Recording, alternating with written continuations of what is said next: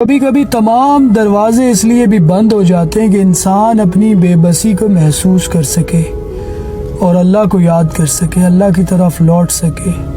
وہ تو ہمیشہ اپنے بندے کے انتظار میں ہوتا ہے، اور جب اللہ کا بندہ اللہ کے فیصلوں پر صبر کرتا ہے، راضی رہتا ہے، پھر اس کی تقدیر بدل جاتی ہے۔ اور کبھی کسی کے صبر کا امتحان نہ لینا، میں نے ایسا کرنے والوں کو پچھتاتے دیکھا ہے۔ پتہ ہے جب ہم جواب نہیں دیتے پھر اسے اللہ جواب دیتا ہے، اور پھر جسے اللہ جواب دیتا ہے اسے لاجواب کر دیتا ہے۔ اور زندگی جب بھی رلائے تو سمجھ لینا گناہ معاف ہو گئے، اور زندگی جب بھی ہنسائے تو سمجھ لینا دعا قبول ہو گئی۔ اللہ کا شکر ادا کرنے کے لیے اگر کوئی وجہ درکار ہو تو اپنی چلتی ہوئی نبض پر ہاتھ رکھ لینا۔ اور لوگ کہتے ہیں پتہ نہیں ہماری دعا قبول ہوگی یا نہیں۔